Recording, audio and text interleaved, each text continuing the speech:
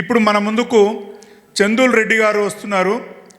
వీరు వరి వ్యవసాయంతో పాటు కూరగాయలు లాభయుక్తంగా ఎట్లా పండించుకోవచ్చు, ఏ కూరగాయ పక్కన ఏ కూరగాయ వేసుకుంటే మంచిగా ఉంటుంది, ఎంత మంచిగా కూరగాయలు పండించుకుంటే ఇవాళ మన రోజువారీ అవసరాలలో ముఖ్యమైనది ఏంటి అని అంటే కూరగాయలు. అదొక భాగం, అది లేని మనం ఏ వంటలు చేయలేం. అటువంటిది ప్లస్ ముఖ్య ఆహారం వరి. ఈ రెండింటి గురించి వారు చాలా అనుభవంతో, వారు ఒక లెక్చరర్, ఒక కాలేజీలో పనిచేస్తూ ఈ వ్యవసాయం మీద మమకారంతోన ఉద్యోగం మానేసి ఈ వ్యవసాయాన్ని డెవలప్ చేస్తూ ఆయన డెవలప్ అవుతూ ఆయన ప్రత్యుత్పత్తి అంటే రీప్రొడక్ట్ చేసిన అంటే అటువంటివి అమ్ముతూ వారు వంట చేస్తారు. అది తింటే మళ్ళీ మనం మర్చిపోకుండా మళ్ళీ వారిని జ్ఞాపకం చేసుకున్నంత బ్రహ్మాండమైన వంటలు చేస్తారు. ఇదే దానికి వారు నిన్నటిదాకా తిరుపతిలో చాలా బిజీగా ఉన్నందుకు ఇక్కడ మనకు సమయం ఇవ్వలేదు, లేకపోతే మనం వారి వంట రుచి చూసేవాళ్ళం. ఒక పోస్ట్ గ్రాడ్యుయేట్ రైతుగా మారి, వంటదారిగా మారి, వ్యాపారిగా మారి ఈ జీవితం గడుపుతున్నాడు అంటే వీరికి ఎంత మన సమాజం ఇయ్యాలనో రిటర్న్ గిఫ్ట్ ఆలోచించండి. ప్రకృతి ఎంత ఇస్తే ఏమి ఇస్తే తక్కువనే అని నా ఆలోచన. వారిని మాట్లాడవలసిందే కోరుతూ. జడ్చర్లలో ఈరోజు కార్యక్రమం ఇంత గొప్పగా జరపడానికి ప్రధాన కారకులైన అచ్యుతారెడ్డి గారికి, అలాగే కార్యక్రమానికి విచ్చేసిన పెద్దలకు, రైతులకు, సామాన్య ప్రజలకు అందరికీ నా నమస్సుమాంజలు. వ్యవస్థలో మార్పు తీసుకురావాలి అంటే అది ఒక రైతుతోనే సాధ్యం. నేను బలంగా నమ్మేటువంటి వాడిని. ఒకప్పుడు రైతు అలా ఉండేవాడు. ఇప్పుడు రకరకాల కారణాల కొద్దీ నగరీకరణ, ప్రపంచీకరణ, చాలా కారణాల కొద్దీ వ్యవస్థ పూర్తిగా మారిపోయింది. ఎంతలా మారిపోయిందంటే ఒకప్పుడు ఆకలి చావులుంటే ఇప్పుడు కడుపు నిండా భోజనం దొరుకుతుండి తిని చనిపోతున్నాం. అంతటి మార్పు రావడం అది సరైనదిగా అనిపించలేదు నాకైతే. కాబట్టి ఇందాకే సార్ చెప్పారు, టీచింగ్ ప్రొఫెషన్ వదిలిపెట్టి వ్యవసాయానికి రావడానికి కూడా కారణం అదే.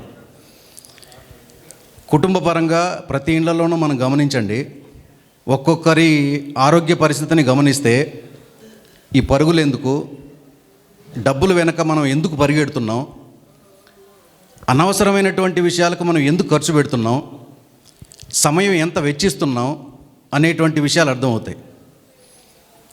ఏ వ్యాపారంలో ఉన్నా మనం కొంత, మన పూర్వీకులు ఏం చేసేటువంటి వాళ్ళంటే ఆహారం కోసం కొంత ధనాన్ని దాచిపెట్టేటువంటి వాళ్ళు. ఇప్పటికీ బాగా అభివృద్ధి చెందినటువంటి దేశాలు, ఆరోగ్యపరంగా, ఆర్థిక పరంగా కాదు, ఆరోగ్యపరంగా అభివృద్ధి చెందినటువంటి దేశంగా జపాన్ దేశాన్ని చెప్పచ్చు. ఆ దేశంలో డబ్బులు బ్యాంకులో దాచుకోవడం లేదు, ఇంట్లో దాచుకుంటారు. మంచి ఆహారం కోసం, హైజెనిక్ ఫుడ్ కోసం, వాళ్ళు హైజెనిక్గా ఉండటం కోసం డబ్బు ఖర్చు పెడుతున్నారు ఎక్కువ. మన ప్రాంతంలో మనం ఏం చేస్తున్నామంటే అభివృద్ధి అని చెప్పి ఆర్థికంగా అభివృద్ధి చెందినటువంటి దేశాలను మాత్రమే ఉదాహరణగా తీసుకుంటున్నాం. అది ఎంత ధనం ఎక్కువ ఉంటే అంత అభివృద్ధిగా మనం అనుకుంటున్నాం. ఒకప్పుడు మనం ఆరోగ్యంగా ఉన్నాం, మనం అభివృద్ధి చెందినటువంటి దేశంగా గుర్తింపు పొందింది. మన గుర్తింపు మనకు తెలియకపోవడం కొంతవరకు మనం లాస్ అవ్వడానికి కూడా ఒక కారణం. నేను ఇక్కడ ఉన్నటువంటి వాళ్ళల్లో సహజంగా 80sలో పుట్టినటువంటి వాళ్ళు నేను ఇప్పుడు చెప్పినటువంటి ఈ చేంజెస్ చాలా గమనించుంటారు. 80sలో పుట్టినటువంటి వాళ్ళు తిరుపతిలో ఉన్నత విద్య కోసం వెళితే వాటర్ ప్యాకెట్లు అమ్మారు. నీళ్లు ఉచితంగా దొరుకుతుంది. గవర్నమెంట్ స్కూల్లో చదువుకున్నాం. ఆ పుస్తకాల వెనకాల చేతి పంపు నీరు పరిశుభ్రమైన నీరు అని చదివాం.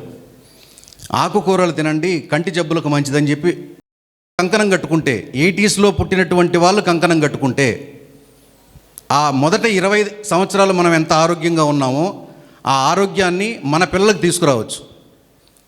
ఈ ఒక్కటే నేను గ్రహించి అసలు దీనికి మార్పు తీసుకురావడానికి ఎవరు ముందుకు రారా, అందరూ పరిగెడుతున్నారు, అన్నిటినీ వ్యాపారం చేశారు. వ్యవసాయం వ్యాపారం ఎప్పటికీ కాదు. అమ్ముకునేటువంటి విధానంలో మనం వ్యాపారంగా ఆలోచించాలి. వ్యవసాయం మన పొలంలో ఉన్నంత వరకు ఇది ఒక వ్యాపార వస్తువుగా భావించడు, ఏ రైతు భావించడు. మానవీయ కోణంలో ఆలోచిస్తాడు, జీవ వైవిధ్యాన్ని పాటించాలని ఆలోచిస్తాడు, ఏ పురుగుని చంపడు. నా చిన్నతనంలో నేను చూసినటువంటి వ్యవసాయం అన్ని రకాల పురుగులు ఉండేటువంటివి. ఇప్పుడు ఒక్కొక్క పురుగుకి అనేక రకాల మందులు ఉన్నాయి. ప్రకృతి వ్యవసాయంలో పాలేకర్ గారి మొట్టమొదటి ప్రసంగంలో కూడా నేను అన్నీ విని చివర్లో నోట్ చేసుకున్న విషయం ఏంటంటే, పురుగులు మన పంటకు హాని చేయనంత వరకు పురుగుల్ని చంపాల్సిన అవసరం లేదు. అనేక రకాల కషాయాలు చెప్పాడు ఆయన. చెప్పి అవసరం మేరకు, అవసరం ఉంటేనే కషాయాలు వేయండి. ఎంత కాదనుకున్న కషాయాలు కూడా పంటకు కొంత హాని కలిగిస్తాయి. అందులోనూ ఈ కషాయాలు స్ప్రే చేసేటువంటి సమయం చెప్పాడు. ఉదయం స్ప్రే చేయకూడదు. ఉదయం 8 నుంచి 10:30-11 వరకు పాలినేషన్ పీరియడ్ అంటాడు గురువుగారు. పాలినేషన్కి హెల్ప్ అయ్యేటువంటి ఇన్సెక్ట్స్ అన్నీ కూడా మన పొలంలో ఉంటాయి. ఆ సమయంలో మనం పొలంలో ఉంటే అనేక రకాల పురుగులు, మిత్ర పురుగులు అంటాం, శత్రు పురుగులు అంటాం. Masanobu Fukuoka first time harmful insects, friendly insects అని పేరు పెట్టాడు. అన్ని రకాల పురుగులు కూడా రైతుకు హాని కలిగించవు అని. మిత్ర పురుగులు ఉన్నాయి, పంటను పెంచి పోషించేటువంటివి, అభివృద్ధి చెందేటువంటివి, అలాగే పంటను దిగుబడి పెంచేటువంటి పురుగులు ఉన్నాయని చెప్పి మొట్టమొదట ఆయన నోట్లో మనం విన్నాం. ఇలా వ్యవస్థని బాగు చేయడానికి ఇందాక చెప్పినట్టు ఒక రైతు వల్ల మాత్రమే సాధ్యం అని చెప్పాం. ఆ ఒక్క రైతు, నేను మొట్టమొదటి చూసినటువంటి ఒక్క రైతు ఎవరంటే సుభాష్ పాలేకర్ గారు. ఆ తరువాత నేను మన గురువు గారు విజయరామ్ గారి యొక్క ప్రసంగాల్లో అలాంటి మార్పుని నేను నేరుగా గమనించాను. రైతు నేస్తం వెంకటేశ్వరరావు గారి మాటల్లో, ఆయన చేసేటువంటి పనుల్లో నేను ఆ మార్పును గమనించాను. ప్రకృతివనం ప్రసాద్ గారి యొక్క మాటలు, ఆయన యొక్క పనుల్లోనూ ఆ మార్పును గమనిస్తున్నాం. నేనే కాదు, మీరందరూ గమనిస్తున్నారు. రాజ్యవర్ధన్ రెడ్డి గారు ఇప్పుడు చేస్తున్నటువంటి పనుల్లో ఎంతటి మార్పును మనం చూడొచ్చో భవిష్యత్తులో మనం గమనించవచ్చు గాక. కాబట్టి ఈ గాడి తప్పినటువంటి వ్యవస్థని మళ్ళీ గాడిలోకి పెట్టడానికి ఒక రైతు వల్ల మాత్రమే సాధ్యం. కాబట్టి ఇక్కడ వచ్చినటువంటి కొద్దిపాటి రైతులైనప్పటికీ సమాజంలో ఎంతటి గొప్ప మార్పును తీసుకొస్తారో నాకైతే భవిష్యత్తు కనపడుతోంది. అలాంటి భవిష్యత్తు అందరికీ కూడా కనిపించగలిగితే చాలా సులభం. నాకు బాధ కలిగించే విషయం, దీపావళి అప్పుడు 2 రోజులకు ముందు ఒక 21 సంవత్సరాల అబ్బాయి ఎక్స్లో ఒక పోస్ట్ పెట్టాడని చెప్పి న్యూస్ పేపర్లో ప్రింట్ చేశారు. ఏంటంటే, ఇదే నాకు చివరి దీపావళి, నేను క్యాన్సర్ 4వ స్టేజ్లో ఉన్నాను, తర్వాతి దీపావళికి ఉండనని నాకు తెలుస్తోంది, నా కుటుంబ సభ్యులందరూ కూడా బాధతో ఉన్నారు అని. 21 సంవత్సరాలు టీనేజర్, రాళ్ళు తిన్నా కరిగించేటువంటి వయసు అది. అలాంటి వయసు ఉన్నటువంటి వాళ్ళకి క్యాన్సర్ రావడం ఏంది? పుట్టినటువంటి బిడ్డకు డయాబెటిక్ రావడం ఏంది? గర్భిణీ స్త్రీలకు, సాధారణ కాన్పు జరగాల్సినటువంటి గర్భిణీ స్త్రీలకు సిజేరియన్ చేయడం అసలు అత్యవసరమైతే తప్ప సిజేరియన్కి వెళ్ళాం. కానీ 90% కేసెస్ మొత్తం సిజేరియన్కే వెళ్తున్నారు. వాళ్ళు తింటున్నటువంటి ఆహారమే వీటన్నిటికీ కారణంగా నాకు అర్థమవుతుంది. అలాగే ఇంకొక వ్యక్తి, రోజుకు 5 కిలోమీటర్లు నేను నడుస్తున్నాను, 15 సంవత్సరాలుగా నడక నా జీవితంలో భాగమైపోయింది, కానీ నాకు 2 స్టంట్లు పడ్డాయి. ఇవన్నీ రీసెంట్ డేస్లో న్యూస్ పేపర్లో వచ్చినటువంటి విషయాలు. మరి వీటికన్నిటికి కారణం ఏంటంటే, రైతుగా మనం చేసేటువంటి ఉత్పత్తులు, మనం పండించినటువంటి పంట ఉత్పత్తులు కూడా ప్రధానమైనటువంటి కారణంగా ఉంటుంది. నేను అనేక కార్యక్రమాల్లో మనం తింటున్నటువంటి ఆహారం 2 అయి ఉండాలి. ఒకటి వైల్డ్ ఫుడ్ అయి ఉండాలి, రెండవది ఫార్మింగ్ ఫుడ్ అయి ఉండాలి. ప్రమాదకరం ఏంటంటే, మూడవది ఈ రెండింటిని డామినేట్ చేస్తూ వస్తున్నటువంటిది ఇండస్ట్రియల్ ఫుడ్. పరిశ్రమల్లో తయారవుతున్నటువంటి ఫుడ్ చాలా ప్రమాదం. నరేంద్ర మోడీ గారు మనకు ఈ మధ్య ఒక పిలుపునిచ్చాడు. ఏదైతే అమెరికా విదేశాంగ విధానంలో భాగంగా ట్యాక్సెస్ విపరీతంగా పెంచేశారో అందులో భాగంగా 1,00,000 టన్నులు ఆయిల్ మనం ఇంపోర్ట్ చేసుకుంటున్నాం. రైతులు మీరు ఈ ఆయిల్ సీడ్స్ మీద, ఈ నూనె గింజల మీద కానీ మీరు పనిచేస్తే దిగుమతి మనం పూర్తిగా ఆపేసి మనమే ఎందుకు ఆర్థిక పరిపుష్టి మనం సాధించకూడదు అని పిలుపునిస్తున్నాడు. ఒక దేశ ప్రధాని రైతుల గురించి ఆలోచిస్తున్నాడు. ఒక దేశ ప్రధాని రసాయనాలు విడిచిపెట్టి ప్రకృతి వ్యవసాయం చేయండి అని చెప్తున్నాడు. ఒక రాష్ట్ర ముఖ్యమంత్రులు, మనకు 2 తెలుగు రాష్ట్రాల ముఖ్యమంత్రులు కూడా ప్రకృతి వ్యవసాయాన్ని బాగా ఎంకరేజ్ చేస్తూ ఉన్నారు. రైతులుగా మనకేంటంటే సరైన గైడ్లైన్స్ లేకపోవడం కూడా ఒకటి. అధికారులు, వ్యవసాయ శాఖ అధికారులు ప్రభుత్వానికి సంబంధించినటువంటి విధానాల్లో ట్రైనింగ్ సెషన్స్ నడిపితే, పాలేకర్ గారు ఉమ్మడి తెలుగు రాష్ట్రాలు సమైక్యంగా ఉన్నప్పుడు జిల్లాల వారీగా అప్పుడు కార్యక్రమాలు ఏర్పాటు చేశారు. ఆ కార్యక్రమాలకి వెళ్తూ ఉన్నప్పుడు అప్పటికే రైతులతో పరిచయం ఏర్పాటు చేసుకుంటే, మీరు ఎన్ని సంవత్సరాల నుంచి ప్రకృతి వ్యవసాయం చేస్తున్నారు సుభాష్ పాలేకర్ కృషిలో ఈ విధానంలోనంటే, అప్పటికి 4 సంవత్సరాలు అయింది స్టార్ట్ చేసి, 5 సంవత్సరాలు అయింది స్టార్ట్ చేసి అని చెప్పానంటే నాకు కొంత నామోషి అనిపించేది. నేనెప్పుడు పెద్దవాడిని అయ్యేది వ్యవసాయంలో. ఇంట్లో 2 అన్నదమ్ములు ఉంటే పెద్దవాడికి, పెద్ద అబ్బాయికి ఫ్రెండ్స్ ఎక్కువ ఉంటారు, చిన్న కొడుక్కి సహజంగానే నామోషి ఉంటుంది. నేనెప్పుడు మా అన్నలాగా పెద్దవాడయ్యేది, నేనెప్పుడు మా అన్నలాగా ఫ్రెండ్ సర్కిల్ని పెంచుకునేది. ఇలాంటి కార్యక్రమాల్లో నేను మూలను కూర్చొని నాకు నేనుగా మనసులో ఏ రైతు మాట్లాడుతున్నా భావోద్వేగానికి గురవుతాం. మన చిన్నతనంలో ఉన్నటువంటి ట్రాన్స్లోకి వెళ్ళిపోతాం. అది చాలా ఉత్తమం, చాలా మంచిది. దానితో పాటు కార్యాచరణ కూడా ముఖ్యం. పాలేకర్ గారి ప్రసంగాలు కానీ, విజయరామ్ గారి ప్రసంగాలు కానీ మనల్ని ఉత్తేజితులను తీస్తుంది, అగ్గి రాజేస్తుంది. మనలో ఫైర్ ఉంటుంది, ఆ అగ్గి రాజేస్తుంది. కానీ కార్యక్రమం అయిపోయిన తర్వాత మనం ఇంటికి వెళ్ళి మనం చేయాల్సిన పని ఏంటి, పొలంలోకి వెళ్ళి మనం చేయాల్సిన పని ఏంటి, మన కష్టం ఏంటి, దీని వెనుకున్నటువంటి శ్రమ ఏంటి, మనం దానికి సిద్ధంగా ఉన్నామా లేదా, వీటన్నిటిని అంచనా వేసుకోవాలి. నాకు నేనుగా నేను చెప్పే మాట ఏంటంటే, ఇంట గెలిచి రచ్చ గెలవాలి. ముందు కుటుంబ సభ్యుల్ని ఒప్పించాలి, ఒప్పుకుంటారు. బిగినింగ్లో వ్యతిరేకతే ఉంటుంది. మా ఇంట్లో అసలు యుద్ధమే జరిగింది ఒకటి, అలాంటి అంతర్యుద్ధమే జరిగింది. అలిగాను, గాంధేయవాదంలో అన్నం తినడం మానేశాను. నా మాట ఎందుకు మీరు వినరు, మనం తింటున్నటువంటి ఆహారం విషం, మనం పండించుకుందాం, మన ఆహారాన్ని మనం పండించుకుందామని పదే పదే చెప్పడం కొంతవరకు మార్పు వచ్చింది. ఆ మార్పు కూడా భోజనం మార్పు తీసుకొచ్చింది. ఇందాక రాజవర్ధన్ రెడ్డి గారు చెప్పారు, ఇలాంటి కార్యక్రమాల్లో భోజనాలు వండుతాను. నేను రైతుగా పొలంలో ఉంటే పొలం పని చేస్తా. ఇలాంటి కార్యక్రమాలకు వస్తే ఒక స్టాల్ పెడితే నేను వ్యాపారస్తుడిగా మారుతా. లేదా రైతులకి మంచి భోజనాన్ని ఏర్పాటు చేయాలి, మంచి భోజనం చేయాలి. ఇందాక మన రైతు నేస్తం వెంకటేశ్వరరావు గారు వరి తగ్గించండి అని అన్నారు. 100కు 100% మనం వరి తగ్గించాలి. ఏ వరి తగ్గించాలి? శాస్త్రవేత్తలు ఇంప్రూవ్ చేసినటువంటి ఈ జీన్ మాడిఫైడ్ వరి తగ్గించాలి. అలాగే పూర్తిగా ఈ కంపెనీలు, నాకు రైతుకి అర్థం కాని విషయం ఏంటంటే, శాస్త్రవేత్త ఏ వరి తయారు చేస్తున్నారు, వ్యవసాయ విశ్వవిద్యాలయాల్లో ఎలాంటి రకాలు అభివృద్ధి చేస్తున్నారు, కార్పొరేట్ కంపెనీలు, మల్టీనేషనల్ కంపెనీలు ఎలాంటి వరి వంగడాలు తయారు చేస్తున్నారు, రైతుల దగ్గర ఉండాల్సినటువంటి వరి వంగడాలు ఏంటి, లేదా విత్తనాలు ఏంటి అర్థం కాకుండా ఉంటుంది.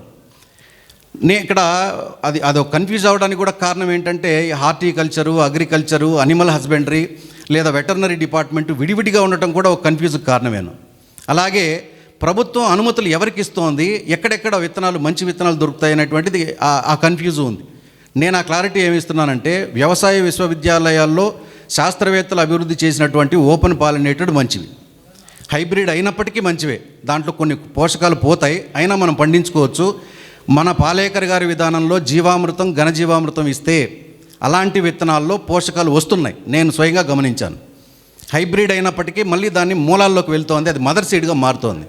కానీ ప్రమాదం ఏంటంటే, పూర్తిగా జన్యు మార్పిడి చేసినటువంటి విత్తనాలు చాలా ప్రమాదం. ఇవన్నీ ఎక్కడ దొరుకుతాయనంటే మల్టీనేషనల్ కంపెనీలు అడ్వర్టైజ్ చేస్తారు చూడండి. ఆ అడ్వర్టైజ్ చేసేటువంటి విత్తనాల జోలికి మనం వెళ్ళకపోవడమే మంచిది. అది మన భూమిని పాడు చేస్తుంది, మన ఆరోగ్యాన్ని పాడు చేస్తుంది. రకరకాల హార్మోనల్ ఇంబ్యాలెన్సెస్ అయ్యి అనేక రకాల జబ్బుల్ని కలిగిస్తోంది. కాబట్టి వాటి జోలికి వెళ్లకుండా ప్రతి రైతుకి మొట్టమొదటి ఆయుధం ఏది అనంటే విత్తనం మాత్రమే. నేను విత్తనం మీద పనిచేస్తూ నేను తెలుసుకున్నటువంటి విషయంగా చెప్పచ్చు. మా అమ్మ ఏమంటుందనంటే, వ్యవసాయంలో విత్తనానికి విత్తేవాడికి నిద్ర రాకూడదురా అంటుంది. ఒక్కొక్కటి నేను మాది ఉమ్మడి కుటుంబం అయినప్పటికీ వ్యవసాయంలో అందరం భాగస్వాములు అవుతాం, మా బిడ్డల నుంచి పెద్దవాళ్ళ వరకు. వాళ్ళు మా పూర్వీకులు, మా పెద్దవాళ్ళు ఇదే నేర్పారా అంటుంది మా అమ్మ.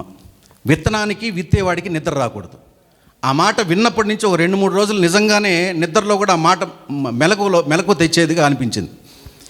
విత్తనం ఎప్పుడు నిద్రపోదు, విత్తనం జీవం ఉంటుంది. మట్టిలో చూడండి, ప్రతి ఎండిపోయినటువంటిది, ప్రతి చెట్టు జీవం లేనటువంటి ప్రతి దాన్ని మగ్గింపజేస్తుంది, తనకు ఆహారంగా తీసుకుంటుంది. విత్తనాన్ని మాత్రమే కాపాడుతుంది చూడండి మట్టి. ఏ విత్తనంలో జీవం ఉంటుందో దానికి జీవం పోస్తుంది మట్టి. మరి విత్తనంలో జీవం ఉంటుందా? విత్తనం నిద్రపోదు కదా. అలాగే విత్తేవాడికి నిద్ర రాకూడదు. నీ పని వ్యవసాయం అన్నప్పుడు వేరే వ్యాపకం ఉండకూడదు, వేరే వ్యాపారం ఉండకూడదు. వెళ్ళి ప్రతిరోజు నీ పంట ఏం చేస్తుందంటే నీ యజమాని ఎవరో నువ్వు యజమానివైతే యజమాని కోసం నిద్ర లేవంగానే వెళ్ళి దాని మొహం చూడాలని అనిపిస్తుంది. అలాగే పంట నీ కోసం ఎదురు చూస్తుంది. ప్రతిరోజు నిద్ర లేవంగానే నువ్వు చేయాల్సిన పని ఏంటంటే వెళ్ళి నీ పొలం చూడాలి, నీ పంట చూడాలి. అప్పుడు అది నిన్ను చూస్తుంది, నీ బాధను అర్థం చేసుకుంటుంది, ఈ ప్రకృతి విపత్తులను తట్టుకుంటుంది, మంచి ఆదాయాన్ని ఇస్తుంది, మంచి దిగుబడిని ఇస్తుంది అని. ఇవి మన పూర్వీకులు మనం నేర్పుతారు. మీరు కుటుంబాన్ని వ్యవసాయంలోకి భాగస్వాములను చేస్తే కలిగేటువంటి ప్రయోజనం ఏంటంటే మన పని చాలా సులభం అవుతుంది. చదువుకున్న వాళ్ళగా మనం చదువుకున్నటువంటి జ్ఞానాన్ని వ్యవసాయానికి ఉపయోగిస్తే వాళ్ళ యొక్క అనుభవం మనకు తోడైతే వ్యవసాయంలో అద్భుతాలు మనం చూడొచ్చు. అలాంటి అద్భుతాలని నేను గత కొంతకాలంగా నేను చేస్తున్నటువంటిది కొంతకాలం అయినప్పటికీ ఈ అనుభవపూర్వకంగా నేను కార్యక్రమాలకు వచ్చినప్పుడు నేను చెప్పాలనుకున్నటువంటి విషయాలన్నీ కూడా నా అనుభవంలోకి వచ్చినటువంటివి, అలాగే నేను అనుభూతి చెందినటువంటిది. ఆ అనుభూతి మామూలు విషయాలు కాదు. అంతటి అనుభూతి చెందొచ్చు ప్రకృతి దగ్గరగా ఉండి, గోమాతకు దగ్గరగా ఉండి, భూమాతకు దగ్గరగా ఉండి, మంచి జీవం ఉన్నటువంటి విత్తనాలను మన చేతిలోకి తీసుకొని వాటిని పండిస్తూ ఉంటే వాటి అనుభూతి అంతా ఇంతగా మాటల్లో చెప్పలేనటువంటి అనుభూతి అది. కాబట్టి వీటిని మనం దృష్టిలో పెట్టుకొని మన వ్యవసాయంలో మన ఇంటికి కావలసినటువంటివి మొట్టమొదటిసారిగా మనం పండించుకొని తినగలిగితే భోజనం అందరినీ మారుస్తుంది, అందరిలో మార్పును తీసుకొస్తుంది. ఈ మార్పు మన కుటుంబ సభ్యుల్లో చూస్తే సమాజంలో మనం చూడొచ్చు, అధికారుల్లో చూడొచ్చు. ఇప్పుడు మా పొలాలకు వచ్చే అధికారులు సైతం ఈ ప్రకృతి విపత్తులకు తట్టుకొని నిలబడగలిగేటువంటి వరి రకాలు ఏవండి, మాకు గవర్నమెంట్ నుంచి ఆర్డర్స్ వచ్చాయి, కేవీకే సైంటిస్టులు వచ్చారు, మా పొలాల్లో ఏది కూడా పంట ఒరగలేదు, పంట హార్వెస్ట్ చేయడానికి సమయం కాస్త ఒక 10 రోజులు 15 రోజులు ఆలస్యమైంది, కానీ పంట డ్యామేజ్ అవ్వలేదు. ఇవన్నీ చూశారు. లోతట్టు ప్రాంతాల్లో లోల్యాండ్లో ఏవేవి రకాలు పండించుకోవచ్చో నేను వరి రకాలు వాళ్ళకి చెప్పాను. మిడ్ల్యాండ్లో ఏ రకాలు పండించుకోవచ్చో చెప్పాను. హైల్యాండ్లో మెట్ట పొలాల్లో ఆరుతడిలో పూర్తిగా వర్షాధారంగా ఏవేవి పండించవచ్చో వాటి రకాలు చెప్పాను నేను. అవన్నీ తీసుకెళ్లారు. ఒక విధంగా చేయాల్సింది ఈ వర్క్ అంతా కూడా వాళ్ళు, ఆ సైంటిస్టులు. కానీ మన దగ్గర వాళ్ళు తెలుసుకెళ్తున్నారు, మనం వాళ్ళ దగ్గర తెలుసుకోవాల్సినటువంటి విషయాలు ఇవన్నీ కూడా మేము పండిస్తామండి అని చెప్పారు. తులసి బాసు అని ఈ మధ్య సోషల్ మీడియాలో కూడా బాగా వైరల్ అయింది. పశ్చిమ బెంగాల్ వెరైటీ ఇది. చైనాలో ఒకసారి నాట్లేస్తే 6 సార్లు మనం హార్వెస్ట్ చేసుకోవచ్చు అని చెప్పి అగ్రికల్చర్ యూనివర్సిటీల్లో కూడా వారు దాని గురించి లెసన్గా చెప్పారు. మన దేశం అసలు చైనా దేశంలో ఉన్నటువంటి మనం ప్రమోట్ చేసుకోవడం ఏంటి చెప్పండి. భారతదేశం గర్వించదగినటువంటి ఒక విత్తనం అది తులసి బాసు. ఒకసారి నాట్లేస్తే 3 సార్లు హార్వెస్ట్ చేసుకోవచ్చు. చాలా చిన్న గింజ, చిట్టి ముత్యాల కంటే చిన్న గింజ. పొలంలోకి వెళ్తే పొలంలో ఉన్నటువంటి మట్టి సైతం బాస్మతి స్మెల్ వస్తుంది. బాస్మతి పేరు చెప్పడం నా ఉద్దేశం కాదు, కానీ మీకు ఆ స్మెల్ గుర్తుంటుంది కాబట్టి చెప్తున్నాను. ఆల్ స్పైసెస్, మట్టి సైతం, మట్టి మొక్కలో ఉన్నటువంటి వేరు, ఆ మొక్క అసలు మన గోమాతలో ఆ గడ్డిని తింటున్నప్పుడు, ఆ వరిగడ్డిని తింటున్నప్పుడు అవి నెమరేస్తున్నప్పుడు కూడా మంచి ఆరోమా వస్తుంది. అంతటి విలువైనటువంటి విత్తనాలు మన దేశంలో ఒక సంపదగా ఉంటే మనం ఎందుకు చైనా దేశంలో ఉన్నటువంటి ఆ వరి వంగడాన్ని మనం ప్రమోట్ చేసుకోవాలి? నేను దానికి సంబంధించిన ఒక డాక్యుమెంటేషన్ రాసి న్యూస్ పేపర్లో వాళ్ళకి, సాక్షి వాళ్ళకి ఇచ్చాను. అలాగే న్యూస్ 18 అని ఒక నేషనల్ ఛానల్ వాళ్ళకి ఇచ్చాను. ఇస్తే వాళ్ళే మిగిలినటువంటి ఛానల్ వాళ్ళకి దాన్ని షేర్ చేసుకుంటూ ఇప్పుడు దాన్ని ప్రచారం చేస్తూ ఉన్నారు. 1 ఎకరం పంట వేశాను. 1 ఎకరానికి ఒక 5 కేజీల నుంచి 10 కేజీలు సరిపోతుంది. ఒక్కొక్క రైతుకి 5 కేజీల నుంచి 10 కేజీలు ఇస్తున్నా. ఇలాంటి కార్యక్రమాలకి అర్ధ కేజీ విత్తనాలు తీసుకొచ్చి ఇచ్చేటువంటి వాడిని దూరం కాబట్టి తీసుకురాలేకపోయాను. నిన్న చిత్తూరు జిల్లాలో కార్యక్రమం జరిగితే గురువుగారు విజయరామ్ గారి ద్వారా 12 రకాలు, ఈ సీజన్లో పండించేటువంటి 12 రకాలు విత్తనాలు వితరణ చేశాం. విత్తనం విలువైనటువంటి సంపద కాబట్టి ఎక్కడ దొరుకుతుందో తెలియదు. మేము రకరకాల ప్రాంతాల నుంచి శ్రమ కోర్చి తెచ్చుకొని మేము పండిస్తూ మీకు చేరువ చేయడమే ఉద్దేశం. విత్తనం దగ్గర చేర్చి వ్యవసాయ విధానాలు, ఇలాంటి గొప్పవాళ్ళు చెప్పేటువంటి విధానాలను మీరు విని ఒక్క దేశవాళీ ఆవుతో మీరు కానీ వ్యవసాయం చేస్తే ఇంటిల్లిపాది ఆరోగ్యం, సమాజం మొత్తం ఆరోగ్యాన్ని మనం చూడొచ్చు గాక. ఇది నిజమని చెప్పి నేను అంటున్నాను. అలాగే ప్రతిసారి నేను వరి గురించి చెప్పేటువంటి వాడిని. ఇక్కడ నేను కూరగాయలు జీవ వైవిధ్యాన్ని పాటిస్తూ కూరగాయలు ఎలా పండించుకోవచ్చు, ఎలాంటి కషాయాలు వేయకుండా. నేను ఇప్పుడు 8వ సంవత్సరం ప్రకృతి వ్యవసాయం చేయడం, కనీసం నీమాస్త్రం కూడా అప్లై చేయలేదు నా పొలానికి. కూరగాయలు పండిస్తున్నాను, వరి పండిస్తున్నాను, పండ్ల మొక్కల్లో అరటి పండిస్తున్నాను, బొప్పాయి పండిస్తున్నాను, మామిడి తోట ఒక 3 ఎకరాల మామిడి తోట ఉంది. ఆ విధానాలు మాత్రం నేను మీకు టూకీగా చెప్తాను. మనం పంట వేయడానికంటే ముందే సాయిల్ని ఏ పంట వేయడానికైనా సరే సాయిల్ని ప్రిపేర్ చేయడం చాలా ముఖ్యం. సాయిల్ని లివింగ్ సాయిల్ అని చెప్పి మనం గుర్తించడానికి ప్రధాన కారణం ఏంటంటే అది కూడా గోమాత నుంచే మనం సూచించుకోవచ్చు.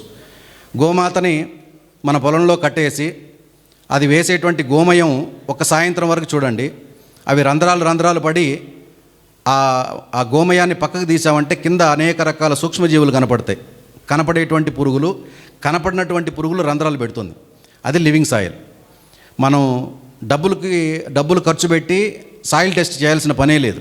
గోమాతను తీసుకెళ్ళి పొలంలో కట్టేసాం, గోమయం వేసాం, గోమయం పడింది, సాయంత్రం చూసాం లేదా మరుసటి రోజు ఉదయం చూసాం, రంధ్రాలు పడింది అనంటే అది మీ పొలంలో అనేక రకాల సూక్ష్మజీవులు ప్రాణంతో ఉన్నాయి.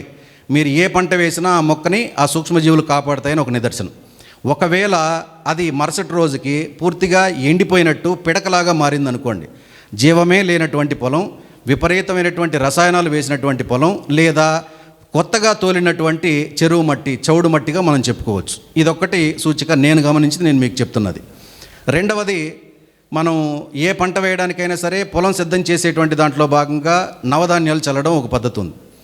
దబోల్కర్ పద్ధతిలో 20 రకాల ధాన్యాలను వేయడం ఒక పద్ధతి. ఆ 20 రకాలని 5 కేటగిరీలుగా డివైడ్ చేయొచ్చు. 5 కేటగిరీలు అంటే మనం ఏంటంటే మనం తినేటువంటి ధాన్యం ఒకటి.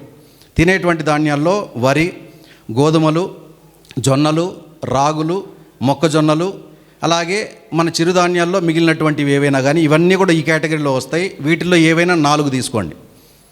రెండవది పప్పు ధాన్యాలు. పప్పు ధాన్యాల్లో కందులు, పెసర, మినుములు, అలసందలు, అనుములు, అలాగే శనగలు. వీటిల్లో ఏవైనా 4. వీటిల్లో ఇన్ని లిస్ట్ చెప్పి ఏవైనా 4 అని ఎందుకు చెప్తున్నానంటే వీటిల్లో మీరు వెతికితే అన్ని దేశీ రకాలు దొరుకుతాయి. వీటిని హైబ్రిడ్ వేయకండి. వీటిల్లో ఏవైనా 4 తీసుకోవచ్చు. మూడవది ఆయిల్ సీడ్స్, మనకు నూనె గింజలు. నూనె గింజల్లో ఆముదాలు, వేరుశనగ, పొద్దుతిరుగుడు, అలాగే మీకు తెలంగాణ ప్రాంతంలో పండేటువంటివి కుసుమలు, నువ్వులు. వీటిల్లో ఏవైనా 4. 4వ కేటగిరీ వంటింటి సామాగ్రి, మనకు పోపు దినుసులుగా చెప్పచ్చు. వంటింటి సామాగ్రిలో మనకు మొలకొచ్చేటువంటివి మెంతులు, ధనియాలు, జీలకర్ర, సోంపు. ఈ 4 చాలు. 5వ కేటగిరీలో పచ్చిరొట్ట. పచ్చిరొట్టలో మనకు జనుము, జీలుగా, పిల్లి పెసర, తర్వాత సుబాబుల్, అవిస అంటే అగస్త్య వృక్షం అంటారు. ఈ 5 కూడా నత్రజని ఎక్కువగా ఇచ్చేటువంటివి. వీటిల్లో ఏవైనా 4. మన వాళ్ళు ఎక్కువగా పచ్చిరొట్టకి జనుము, జీలుగే వేస్తూ ఉంటారు, లేదా ఆకుకూరలో కూరగాయలు కూడా కలుపుతూ ఉంటారు. అవి వద్దు. వాటిని ఎందుకు వద్దు అంటున్నామనంటే ఆకుకూరలో కూరగాయలు భూమిలో ఉన్న నత్రజనిని తీసుకుంటాయి, భూమిలో ఉన్నటువంటి పోషకాలను తీసుకుంటాయి. వీటిని మనం ఇవ్వడం కారణం ఏంటంటే భూమికి పోషకాలు ఇవ్వడం. వీటిని 5 కేటగిరీలుగా తీసుకొని ఒక్కొక్క దాంట్లో 4 రకాలు, ఈ 20 రకాలు అవుతాయి. 20 కేజీలు తీసుకోండి. మీ సాయిలు ప్రకృతి వ్యవసాయానికి ఒక 5-6 సంవత్సరాలు అలవాటైనటువంటిది అయితే 10 నుంచి 12 కేజీలు చాలు. లేదు బిగినింగ్ ఫార్మర్స్, మేము మా పొలంలో ఇప్పటివరకు విషరసాయనాలు విపరీతంగా వేసాం, మా పొలాన్ని మేము కన్వర్ట్ చేసుకోవాలనుకుంటున్నామనంటే ఈ 20 కేజీలని 3 సార్లు వేసి కలిగిదునండి. 45 రోజుల నుంచి 60 రోజులు లేత కాడలుగా ఉంటాయి. మీకు ఆవులు ఉంటే 45 నుంచి 60 రోజులకు అప్పటికే ఫ్లవరింగ్ వస్తూ ఉంటుంది. అప్పుడు మీరు ఆవులు మొత్తాన్ని వదిలిపెట్టేసేయచ్చు. ఆవులు మొత్తం వదిలి మేసిన తర్వాత మళ్ళీ కలిగిదున్నొచ్చు. మరి ఆ కాడలు కంపోస్ట్ అయితే ఎరువు అవుతుంది కదా అని చెప్పి మీరు అనుకుంటే మనకు ఎరువు కావాల్సింది వేరు మాత్రమే. మన పెద్దవాళ్ళు ఏం చెప్తారంటే వేరు మట్టికి, కాండం ఆవుకి, చివరొచ్చేటువంటి ధాన్యం మనిషికి డివైడ్ చేసేశారు ప్రతిదానికి. ఇవి పెద్దవాళ్ళు చెప్పేటువంటి పెద్దవాళ్ళు లేకనే వ్యవసాయం గాడి తప్పింది. మేము ఈ మాటలు వినడానికి వేరే రాష్ట్రాలకు, భాష తెలియని రాష్ట్రాలకు వెళ్తున్నాం. ఒరిస్సాకి వెళ్ళాం, అస్సాంకి వెళ్ళాం. ఈ వ్యవసాయంలో అనుభవం ఉన్నటువంటి వాళ్ళు, సైంటిస్టులు చెప్పేటువంటి మాట కాదు, అనుభవం ఉన్నటువంటి రైతుల మాటలు వినడం కోసం రాష్ట్రాలు దాటి, భాష తెలియకపోయినా ఆ భావజాలం అర్థమైతే చాలు, మనం చేస్తున్నటువంటిది కరెక్ట్గానే చేస్తున్నామా అనేటువంటిది ఒక కన్ఫర్మేషన్కి వెళ్ళేటువంటి వాళ్ళం బయట రాష్ట్రాలకి. ఇది ఈ 5 కేటగిరీల్లో ఒక్కొక్క దాంట్లో 4 రకాలు. ఏవేవి ఎన్ని కేజీలు కావాలనేది మీరు పేపర్ వర్క్ ఒక 2 నిమిషాలు కూర్చున్నా కానీ పేపర్ వర్క్ తెలిసిపోతుంది. 20 కేజీలు వేయాలనుకున్నప్పుడు అన్నీ ఈక్వల్ క్వాంటిటీ తీసుకోకూడదు, అంటే వెయిట్ లెక్కన గ్రెయిన్స్ ఈక్వల్ రావాలి. అప్పుడు మీరు ఏం చేయొచ్చు అంటే మనకు నువ్వులు కానీ, లేకపోతే ఆవాలు కానీ బరువు తక్కువగా ఉన్నటువంటివి 250 గ్రాములు 300 గ్రాములు తీసుకోవచ్చు. గింజలు పరిమాణం ఎక్కువగా ఉండి బరువు తక్కువగా ఉండేటువంటి ఆముదాలు కానీ వేరుశనగ కానీ మొక్కజొన్నలు కానీ ఈ పరిమాణంలో ఉండేటువంటి 1.5 kg వేసుకోవచ్చు. అలా వేసుకొని విత్తనాలు మొత్తం కూడా ఒకే చోట దొరకు మనం సేకరించాలి. అడిగి మరీ తెలుసుకోవాలి, ఇవి దేశవాళీయేనా, ఇవి మొలకొస్తాయా, విత్తనం నుంచి మళ్ళీ విత్తనం తయారవుతుందా అడిగి తెలుసుకొని 20 kgలు వేసి 45 నుంచి 60 రోజులకి ఆవులు పెట్టి మేపేసి రోటోవేటర్ వేసేస్తాం. ఇలా మళ్ళీ ఒక వారం రోజులు రోటోవేటర్ వేసేసిన తర్వాత జీవామృతం అప్పటికే ఒక 3 రోజులు తయారైనటువంటి జీవామృతాన్ని మట్టి మొత్తానికి పట్టించండి, మొత్తం స్ప్రే చేయండి, తడపాలి. అలా తడిపితే జీవామృతంలో ఉండేది బ్యాక్టీరియానే, ఆ బ్యాక్టీరియా మొత్తం కంపోస్ట్ చేస్తుంది. అలా కంపోస్ట్ అయిన తర్వాత వారం రోజులు ఆరబెట్టి మళ్ళీ విత్తనాలు తెచ్చుకున్నాం, మళ్ళీ వేసాం. మళ్ళీ 45 రోజుల నుంచి 60 రోజులకి మళ్ళీ కలిగి దున్నేసాం, లేదా ఆవులను పెట్టి మేపాం, తర్వాత కలిగి దున్నాం. మళ్ళీ 3వ పంటకి సేమ్ ఇదే విధంగా చేయాలి. ఒక్క 6 నెలలు కానీ మీరు మీ విషరసాయనాలతో కూడుకున్నటువంటి భూమిని ఇలా కానీ తయారు చేసుకుంటే జీరో కెమికల్ని న్యూట్రల్ చేయొచ్చు. మీరు బిఫోర్కి ఆఫ్టర్కి సాయిల్ టెస్ట్ మీరు డబ్బు పెట్టి మరీ ఖర్చు పెట్టి చేయొచ్చు.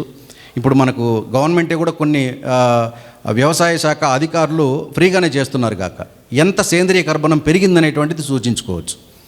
సాయిల్ని ప్రిపేర్ చేయకుండా ఏ పంట జోలికి వెళ్ళకండి. మనం ఎరువులకు కావాలంటే ఖర్చు పెడదాంలే అని చెప్పి చాలామంది ఏం చేస్తూ ఉంటారంటే అప్పటికప్పుడు సీజన్ అయిపోయిందనో, వర్షాలు బాగా పడ్డాయనో, విత్తనాలు వెంటనే మనకు దొరికిందనో అప్పటికప్పుడే ల్యాండ్ ప్రిపేర్ చేసుకుంటూ విత్తనాలు వేసేస్తూ ఉంటారు, లేదా నర్సరీలో మొక్కలు తీసుకొచ్చి కూరగాయలు పెట్టేస్తూ ఉంటారు. దానివల్ల ఏ ప్రయోజనం ఉండదు. ఏ మొక్క కూడా మట్టిలో ఉన్నటువంటి పోషకాలు నేరుగా తీసుకోదు. సూక్ష్మజీవులే మొక్కకి సూక్ష్మ పోషకాలను అందిస్తాయి. కాబట్టి మన పొలంలో సూక్ష్మజీవులు లేవు, మొత్తం చంపేశాం, రసాయనాలు ఇచ్చి మనం చంపేశాం. వాటిని మళ్ళీ పునరుజ్జీవింపజేయాలి అని అంటే మనం ఏం చేయాలి? ఈ సూక్ష్మజీవులకు ఆహారాన్ని ఇవ్వాలి. ఆ ఆహారం ఏంటంటే ఈ 20 రకాల ధాన్యాలు మనకు 2 ఆకుల నుంచి ఏం చేస్తుందంటే లోపల భూమి లోపల జరిగేటువంటి ఒక వ్యవస్థ ఎలా ఉంటుందనంటే వేరు నుంచి వచ్చేటువంటి షుగర్స్, ఆ షుగర్స్ అన్నీ కూడా సూక్ష్మజీవులకు ఆహారం అవుతుంది. సూక్ష్మజీవులకు ఆ వేరు మొత్తం కూడా నివాసం అవుతుంది. సూక్ష్మజీవులకు ఫుడ్ ఇస్తున్నాం, మైక్రో బ్యాక్టీరియాలకి ఫుడ్ ఇస్తున్నాం, దానికి షెల్టర్ ఇస్తున్నాం. మీరు కాస్త తేమగా ఉన్నప్పుడు కలుపు మొక్కని ఒకటి పెరకండి.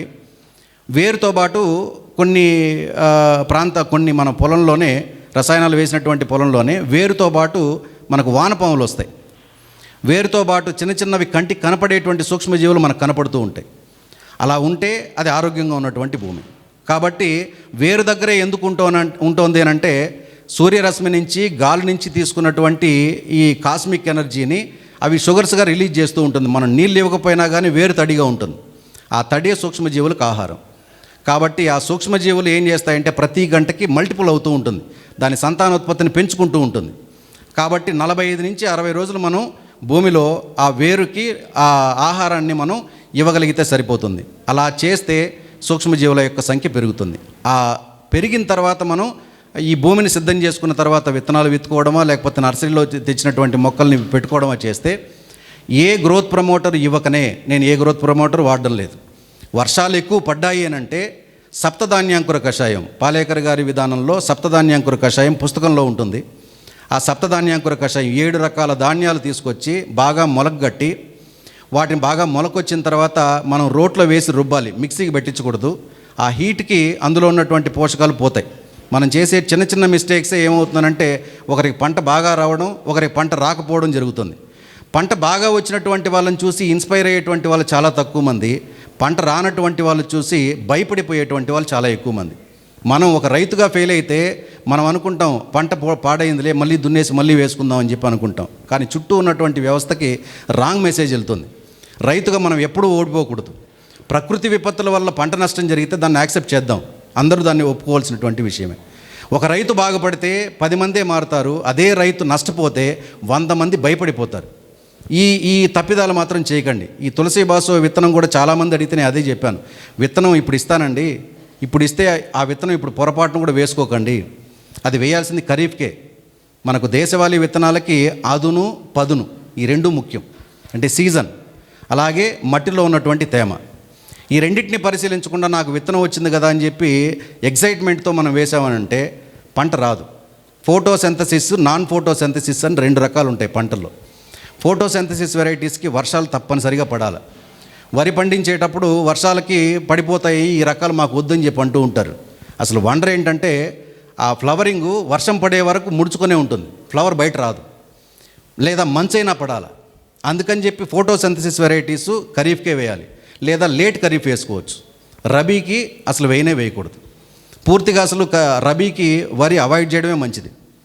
మనం పప్పు ధాన్యాలు అపరాలు, మనకు మినుములు కానీ పెసర కానీ వీటిని వేసుకోవడం మంచిది. నత్రజని బాగా వృద్ధి చెందుతూ ఉంటుంది. కాబట్టి వీటిని మనం దృష్టిలో పెట్టుకుంటే చాలు. అదును పదును రెండు చూసుకోవాలి.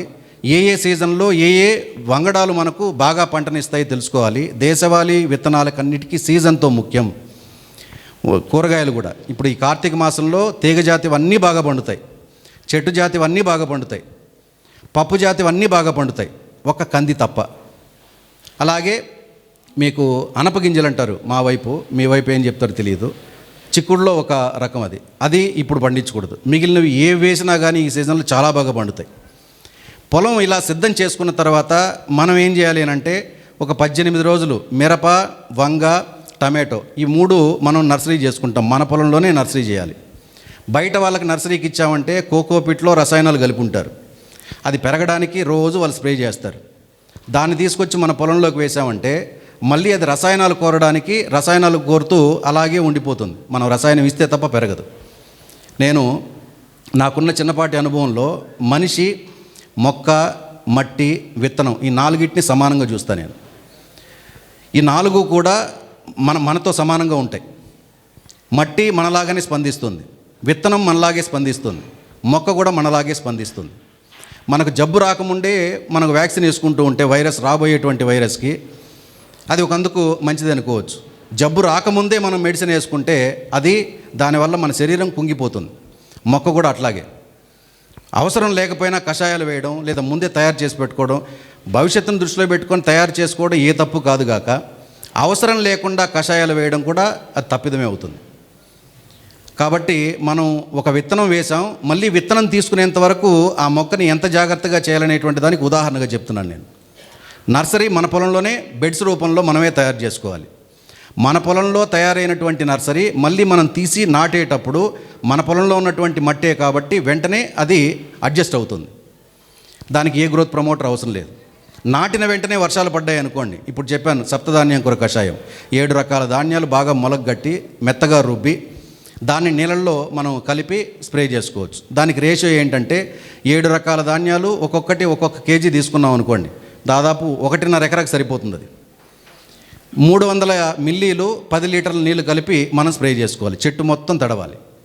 అలా తడిపితే వర్షాలు బాగా పడి నెమటోడ్స్ వేరు తొలిచేటువంటి పురుగు ఒకవేళ మట్టిలో ఉంటే అది కొంతవరకు నివారణ అవుతుంది.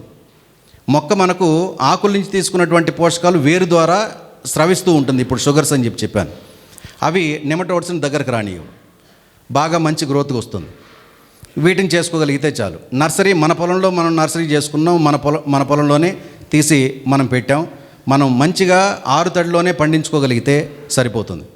పాలేకర్ గారి విధానంలో ఈ 4 సోపానాలని మనం పాటించగలిగితే ఏ కషాయాలు అవసరం లేదు. రీసెంట్గా కర్ణాటక మండ్యాలో జరిగితే 3 రోజుల కార్యక్రమానికి వెళ్ళాను. మొదటి రోజు మొత్తం క్లైమేట్ చేంజ్ మీద మాట్లాడారు గురువుగారు. రెండో రోజు మొత్తం 5 అంచెల విధానాన్ని గురించి మాట్లాడారు. మూడో రోజు మధ్యాహ్నం వరకు దాని గురించే చెప్తున్నాడు. మూడో రోజు అందరూ ఏం ఎక్స్పెక్ట్ చేశారంటే ఈరోజంతా కషాయాలు చెప్తాడేమో అని. మూడో రోజు మధ్యాహ్నం అయింది. ఒక రైతు లేచి నిలబడి అడిగాడు, సార్ టైం అయిపోతుంది, ఎప్పుడు మీరు కషాయాలు చెప్పేది అని. ఆయన ఒకటే అన్నాడు, నేను చెప్పినవన్నీ మీరు జాగ్రత్తగా రాసుకొని మీరు జాగ్రత్తగా విని మీరు పాటిస్తే ఏ కషాయాలు అవసరం లేదు అని అంటాడు. కాబట్టి ఎందుకు కషాయాలు అవసరం అనేటువంటిది మనం పరిశీలించకుండా ఇది ఒక కోర్సు లాగా చేస్తే అది చాలా పెద్ద తప్పిదం అవుతుంది. వ్యవసాయం కోర్సు ఎప్పటికీ కానే కాదు. మనం మానవీయ కోణంలో ఆలోచిస్తే మొక్కను మనం ఎలా పెంచాలో, మన పసిబిడ్డను ఎలా పెంచాలో, మొక్కను ఎలా పెంచాలో అర్థమైపోతుంది అక్కడికి. కాబట్టి సాయంత్రం వరకు చూసాం. మీరు ఈ 4 సోపానాలను బాగా అర్థం చేసుకోండి అని చెప్పాడు. మొట్టమొదట బీజామృతం, విత్తన శుద్ధి చేయాలి. రెండవది జీవామృతం, అది 2 రకాలు, ద్రవ జీవామృతం ఒకటి, ఘన జీవామృతం ఒకటి. మూడవది ఆచ్ఛాదన, మల్చింగ్. ఈ మల్చింగ్ 3 రకాలుగా ఉంటుంది. సజీవ మల్చింగ్, ఇప్పుడు నవధాన్యాలు చల్లడం, అది సజీవ మల్చింగ్. మూడవది స్ట్రా మల్చింగ్, పంట వ్యర్థాలను మళ్ళీ భూమిలోకి వేయడం. భూమి తను ఏది ఇచ్చిందో మళ్ళీ మనం భూమికి ఇస్తూ ఉండటం అలవాటు చేయండి. మీ భూమి ఎంత స్వరూపం మారుతుందో అర్థమవుతుంది. అది ఆయన చెప్పడం. మూడవది, దుక్కి దున్నేటప్పుడు మనం మట్టి పిల్లలు పడతాయి. అది మట్టి పిల్లలతో చేసేటువంటి మల్చింగ్. ఏ సమయాల్లో ఎలాంటి మల్చింగ్ మనకు భూమిని కప్పి ఉంచాం సూర్యరశ్మి పడకుండా అనేటువంటిది మనం అర్థం చేసుకుంటే చాలు. నాలుగవది, వాప్స. ఏ మొక్కల్ని ఎంతెంత దూరంలో నాటుకోవాలి, ప్రతి మొక్కకి సమాంతరంగా సూర్యరశ్మి పడుతోందా, ప్రతి మొక్క సమాంతరంగా గాలి తగులుతోందా, ప్రతి మొక్కకి వేరుకి కావలసినటువంటి ఆక్సిజన్ అందుతోందా, మనం ఇచ్చేటువంటి నీటి తడి ద్వారా గాలి అందుతోందా, ఆక్సిజన్ అందుతోందా, చాలా పరిశీలనగా చెప్తాడు గురువుగారు. మీరు డ్రిప్ ఇరిగేషన్ వాడొద్దండి అని అంటాడు మనకు ప్రకృతి వ్యవసాయానికి. విధి లేని పరిస్థితుల్లో తప్ప, నీళ్ళ సౌకర్యం చాలా తక్కువగా ఉందనుకున్న తప్ప డ్రిప్ ఇరిగేషన్ వాడకండి. డ్రిప్ ఇరిగేషన్లో ఉన్నటువంటి నానో ప్లాస్టిక్స్ మన పంటకు హాని కలిగిస్తాయి, మనమే కదా మొట్టమొదటి వినియోగదారులు అంటాడు ఆయన. అలాగే నీటి ద్వారా అందాల్సినటువంటి ఆక్సిజను మొక్కలకు అందదు డ్రిప్ ఇరిగేషన్ వల్ల. ఒకవేళ మీరు ప్లాస్టిక్ డ్రిప్ పెట్టాలనుకున్నప్పుడు స్ప్రింక్లర్ సిస్టమ్ పెట్టండి అని అంటాడు. లేదా రెయిన్ గన్స్ పెట్టుకోండి అంటాడు. స్ప్రింక్లర్కి రెయిన్ గన్లకి ఏంటంటే గాలితో పాటు వెళ్ళి మొక్క మీద పడుతుంది, గాలితో పాటు వెళ్ళి మట్టి మీద పడుతుంది. అప్పుడు ఆక్సిజన్ తీసుకెళ్తే మట్టి అక్కడ కావలసినటువంటి పోషకాలు మట్టికి అందిస్తోంది, మొక్కకు అందిస్తోంది అని అంటాడు. ఇంత వివరంగా ప్రతి చిన్న విషయాన్ని ఒక సైన్స్కి అనుబంధంగా, విజ్ఞానానికి అనుబంధంగా చెప్పేటువంటి వ్యక్తి దేశంలో అసలు ప్రపంచంలోనే ఎక్కడా లేదని చెప్పనచ్చు, ఒక్క పాలేకర్ గారు తప్ప. నేను చదువుకున్నవాడిగా పాలేకర్ విధానాన్నే పూర్తిగా కనెక్ట్ అవ్వడానికి కరుడుగట్టిన పాలేకర్ వాదిని నేను పదే చెప్పడం. కొంతమంది వచ్చి జీవన ఎరువులు ఉన్నాయి సార్, ఇది వాడండి సార్, జీవన రసాయనాలు ఉన్నాయి సార్, ఇవి ట్రై చేయండి సార్, లేదంటే నా దగ్గర ఈ కషాయాలు ఉన్నాయి సార్, మీరు కొనండి సార్ అని అంటూ ఉంటారు. నేను వాళ్ళకు ఒక మాట చెప్తాను, అక్కడికి అర్థమైపోతుంది ఇతను వీటి ఏవి కూడా అవసరం లేదేమో అని చెప్పని. కాబట్టి ఊరక కాలయాపన కూడా నేను అనడం, అన్ని రకాల వ్యవసాయ విధానాలు మైండ్లో పెట్టుకొని అన్నిటినీ డంప్ చేసి ప్రతిరోజు ఏదో ఒక కషాయం, ఏదో ఒక ద్రావణం, వేరే పని ఉండదా రైతుకి? ఆయన ఏమంటాడంటే, ఇప్పుడు ఇందాక చెప్పాను చూడండి, హార్టికల్చరు, అగ్రికల్చరు, అనిమల్ హస్బెండరీ మొత్తం డివైడ్ కాదు, రైతు అన్నీ కలుపుకుంటే ఇంటిగ్రేటెడ్ ఫార్మింగ్ అవుతుంది. ఇప్పుడు మన ఇద్దరు ముఖ్యమంత్రులు చెప్తున్నారు అగ్రి టూరిజం గురించి. మన పొలాలు మనం తయారు చేసుకున్నటువంటి పొలాలు చూడడానికి డబ్బిచ్చి మరీ వస్తారు. మీ పొలం చూడడానికి మేము డబ్బిస్తామండి అని చెప్పి రాబోయే రోజుల్లో అవుతుంది.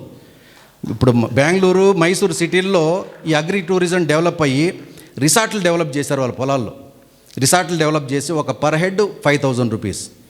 మీరు రోజు మొత్తం మా ప్రకృతిలో మీరు స్పెండ్ చేయొచ్చు. రోజు మొత్తం మీకు కావాల్సినటువంటి పనులు తీసుకొని తినొచ్చు, కావలసినటువంటి కోరినటువంటి ఆహారాన్ని మేము ఇస్తాం, ఇంత ఛార్జ్ చేస్తామని. ఏం తప్పే ఉంది? ఇలా ఆలోచిస్తే పాలేకర్ గారి విధానం, ఐదంచెల విధానాన్ని కానీ మనం చేయగలిగితే మన పొలాలు చూడడానికి డబ్బిచ్చి మరీ వస్తారు సిటీ పీపుల్. వ్యవసాయం అవకాశం లేనటువంటి వాళ్ళకి ఇద్దాం, తప్పే ఉంది. అలాగే మన ఆహారాలు వాళ్ళ వినియోగదారులుగా మన ముందుకు వస్తున్నప్పుడు మనకు వాళ్ళకు కోరినటువంటి ఆహారాన్ని మనం ఇద్దాం, దానికి ఛార్జ్ చేద్దాం, ఏ తప్పు లేదు. ఇలాగే సస్టైన్ అవ్వాలి. నీకు సమయం దొరికితే 10 కోళ్ళు పెంచుకో, నీకు సమయం దొరికితే 4 మేకలను పెంచుకో. ఫామ్ పాండ్, మన పొలంలో 10% చెరువు తవ్వుకోండి, ఆ చెరువులో చేపలు పెంచండి అని అంటాడు. ఇంతేగాని ప్రతిరోజు ఏదో ఒక కషాయం, లేకపోతే యూట్యూబ్లో చూసామని చెప్పి ఇంకొకటి దానికి వెళ్ళకండి అని అంటాడు.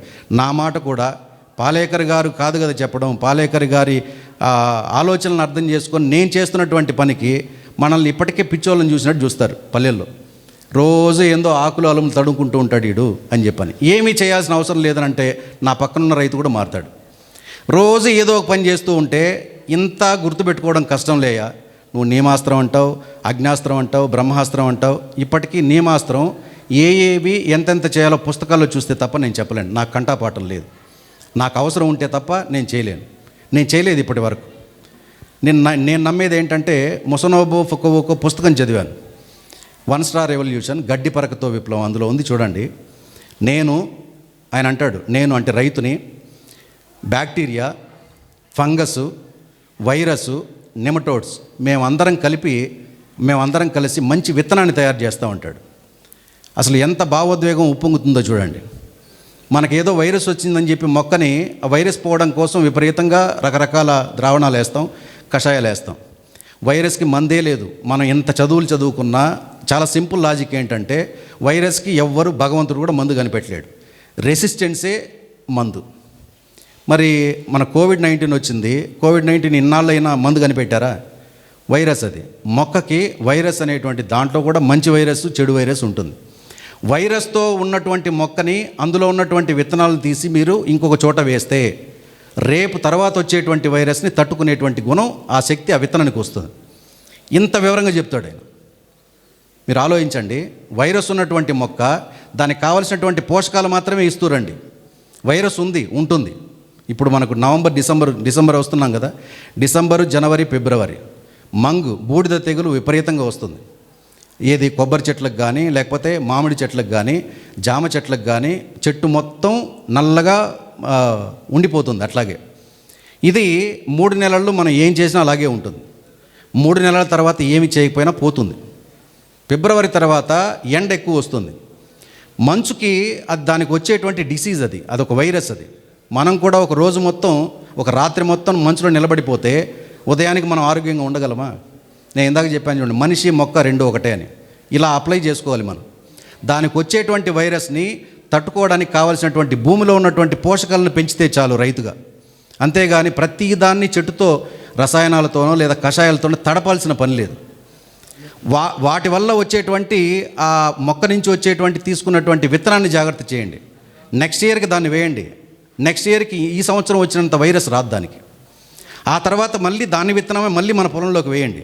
ఆ తర్వాత వైరస్ తగ్గుతుంది. ఇది ప్రకృతి వ్యవసాయ రైతుగా, విత్తనం మీద పనిచేసేటువంటి రైతుగా నా అనుభవంలో ఉన్నటువంటి విషయం. ఈ అనుభవం మీకు తప్పనిసరిగా ఉపయోగపడుతుంది. మీరు కూడా అంత అనుభవం గడిస్తారు, అనుభూతిని చెందుతారు. కాబట్టి సహజంగా మన శరీరంలోనూ బ్యాక్టీరియా ఉంటుంది, ఫంగస్ ఉంటుంది, వైరస్ ఉంటుంది, అనేక రకాల సూక్ష్మజీవులు నోటికి తిరిగినటువంటి పేర్లతో పాటు మన శరీరంలో ఉంటుంది. మొక్కకు కూడా అలాగే ఉంటుంది, భూమిలో కూడా అలాగే ఉంటుంది. విత్తనాన్ని అట్టి పెట్టుకొని అవి కూడా అలాగే ఉంటాయి, సజీవంతో ఉంటాయి. అవి సజీవంతో ఉన్నంత వరకు మొక్కను డ్యామేజ్ చేయవు, విత్తనాన్ని డ్యామేజ్ చేయవు, మన ఆరోగ్యాన్ని డ్యామేజ్ చేయవు. మనం అనవసరంగా కంగారు పడిపోయి ఇదేదో అయిపోయింది అని చెప్పి మనం చేసేటువంటి విధానం ఉంది, అది కొంత డ్యామేజ్ చేస్తుంది. జీవ వైవిధ్యాన్ని పాటిస్తూ నేను ఒక 2 నిమిషాల్లో మళ్ళీ ముగించేస్తాను సార్. ఆకుకూరలు కానీ, కూరగాయలు కానీ, అనేక రకాల ఈ పండ్ల మొక్కలు వేసేటప్పుడు మీరు ఎంచుకున్నటువంటి ప్రధానమైనటువంటి పంట ఒక 5-6 రకాలు. మోనోక్రాపింగ్ అసలు ఏది మంచిది కాదు. ఒక 5 రకాలు 10 రకాలు మీరు ఇంటికి కావాల్సినటువంటివన్నీ కూడా మీరు ఊహించుకొని పేపర్ మీద రాసుకోండి. ఏవేవి ప్రధాన పంటగా వేయాలనుకుంటున్నారో దాంట్లో మీ పొలం ఒక 5 సెంట్ల 10 సెంట్ల లేదా అర్ధ ఎకరాన ఎక్కువ విస్తీర్ణం పండించకండి. నాటు రకాలు మనం పండించేటప్పుడు, దేశీయ రకాలు పండించేటప్పుడు కొంతమంది కనీసం చూడని కూడా చూసుండరు. ఈ బెండకాయలు ఏమి ఇలా ఉన్నాయి, ఈ వంకాయ ఏందో ఇలా ఉందే, మా ఊళ్ళో వేరే రకంగా ఉందే, ఈ టమాటోలు ఏంది ముడతొచ్చిందే, లేదా ఈ టమాటో ఆకారమే ఇలా ఉందే, చూస్తే పెద్దదిగా ఉంది గుమ్మడి ఆకారంలో, లేదా చిన్నదిగా చెర్రీ టైప్లో ఉంది. ఇన్ని రకాల మాటలు వస్తాయి. మొట్టమొదట మన ఇంట్లో ఎంతమంది ఉన్నాం, మనకి ఎన్ని మొక్కలు కావాలి. నేనైతే ఎన్ని మొక్కలు కావాలో కౌంట్ చేసి మరీ వేసుకుంటాను. మనకి పోనీ ఎంతమంది వినియోగదారులు ఉన్నారు, ఎంత విస్తీర్ణం పండించుకోవాలి, ఇది ఆలోచన చేసి చుట్టూ biodiversity 5% of the crop biodiversity ఉండాలి. పురుగులు తినడానికి మనం కొన్ని మొక్కలను వేద్దాం. ఫస్ట్ గట్లకి ఆనుకొని మనం ఏం చేయాలంటే ఏపుగా పెరిగేటువంటి కంచె మొక్క ఏదంటే జొన్న, మొక్కజొన్న, సజ్జలు. ఇవి ఒక ఫెన్సింగ్ లాగా, తడికిలాగా ఉంటాయి ఎత్తుగా. పంట లోపల ఉన్నటువంటి పురుగుకి ఏ పురుగైనా సరే దేన్ని సూచిక గుర్తిస్తుందనంటే ఇది మన ఆహారం కాదనేటువంటిది రంగును చూస్తుంది. పచ్చగా ఏపుగా ఎత్తుగా పెరిగిందనుకోండి, ఓహో మనం తినాల్సినటువంటి ఆహారం ఇది కాదు, అక్కడ ఉందని చెప్పి గట్టు మీదకి వచ్చేస్తుంది. ఇది ఒక విధానం. రెండవ లేయర్లో, ఇది ఫస్ట్ లేయర్ అయిపోయింది, రెండో లేయర్లో ఏం చేస్తారంటే ఆముదాలు వేయాలి. ఒక్కొక్క 10 అడుగులకు ఒక్కొక్క ఆముదం వేసుకుంటూ వెళ్ళండి. ఆముదం మీద విపరీతమైనటువంటి పచ్చ పురుగు, రసం పీల్చేటువంటి పురుగులు విపరీతంగా వస్తాయి. ఈ జొన్న, మొక్కజొన్న, సజ్జల మీద స్టెమ్ బోరర్ ఎక్కువగా విపరీతంగా వస్తూ ఉంటుంది. రానివ్వండి, అవన్నీ ఒకవైపే ఉండనివ్వండి. 10 అడుగులకు ఒక్కొక్క ఆముదం చెట్టు వేసాం. ఆముదం చెట్టు కిందనే ఏం చేయాలంటే ఒక బంతి మొక్క వేయాలి, పక్కనే ఒక పొద్దుతిరుగుడు మొక్క వేయాలి, దాని పక్కనే ఆవాలు, బాగా ఫ్లవరు ఎక్కువగా వచ్చేటువంటి ఆవాలు కాబట్టి ఆవాలు వేసుకుంటాం. దాని తర్వాత థర్డ్ లేయరు, ఇది సెకండ్ లేయర్ మధ్యలోనే ఇవి 3 వచ్చేస్తాయి. థర్డ్ లేయర్లో ఈ 10 అడుగులు మనకు ఆముదాలు మధ్యలో ఏం చేయాలనంటే ఒక కంది మొక్క వేయాలి. అది మీరు బహువార్షికం తీసుకున్నా సరే, లేదా ఏకవార్షికం మనకు దేశీ రకాలు తీసుకున్నా సరే, ఇవి ఏవి కూడా క్రాప్ తీసుకోవడానికి కోసం కాదు. క్రాప్ వస్తుంది, ఎంత వచ్చినా కానీ తీసుకుందాం కాక. ఇవి మొత్తం పురుగులు తినడం కోసం. 10 అడుగుల మధ్యలో ఒక కంది చెట్టు వేసుకుంటాం. చుట్టూ అది ఇంకొక లేయర్గా వచ్చింది. దానికి ఆనుకొని దాని పక్కనే ఏం చేస్తామనంటే పెసర, మినుములు, అలసందలు, తప్పనిసరిగా ఈ పప్పు ధాన్యాలు ఈ 3 ఒక వరుస ఒక లేయర్ ఉండాలి. దానికి ఆనుకొని ఇంకొక లేయర్గా అనపగింజలను వేస్తాం. ఈ సీజన్లో వేయకూడదు, మీరు ఖరీఫ్లో వేసేటట్లుంటే అనపగింజలు వేసుకోవచ్చు. ఇప్పుడు నేను చెప్పినటువంటి లేయర్ గట్టు నుంచి దాదాపు 6 అడుగుల వరకు ఇవే ఉంటాయి. ఇవి కాకుండా మీకు ఇంకేవైనా అనిపించినటువంటివి చుట్టూ గట్ల మీద మునగ, అవిస, గ్లెరిసీడియా ఇవి తప్పనిసరిగా ఉండేటట్టు చూసుకుంటాం. గట్లు వెడల్పు చేసుకుంటాం. నేనైతే గురువుగారు విజయరామ్ గారు చెప్పినప్పటి నుంచి గట్లు 3 అడుగులు వెడల్పు చేసుకున్నా. ఈ సంవత్సరం అనిపించింది 3 అడుగులు సరిపోదు, 5 అడుగులు పెట్టాలని చెప్పి మునగ, అలాగే ఒక అరటి, ఒక బొప్పాయి పెట్టాను. మధ్యలో అక్కడక్కడ అవిస పెట్టాను, గ్లిరిసీడియా పెట్టాను. ఇవి నత్రజనిని ఎక్కువగా ఇచ్చేటువంటివి. వీటికి ఎక్కువగా నీళ్ళు అవసరం లేదు, మనం ఇచ్చేటువంటి తడే సరిపోతుంది. భూమిలో ఉన్నటువంటి సూక్ష్మజీవులు, ఆరోగ్యంగా ఉన్నటువంటి సూక్ష్మజీవుల కంటే గట్ల మీదనే ఎక్కువగా సూక్ష్మజీవులు ఉంటాయి. మీరు చూడండి, పొలంలో వేసినటువంటి మొక్క ఎప్పుడప్పుడు చనిపోతుంది, గట్టు మీద ఉన్నటువంటి మొక్క ఒక్కటి చావదు.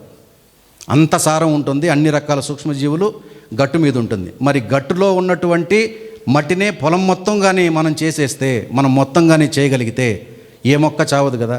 ఆ విధానమే పాలేకర్ గారు చెప్పినటువంటి ప్రచారం చేస్తున్నటువంటి 5 లేయర్ మోడల్.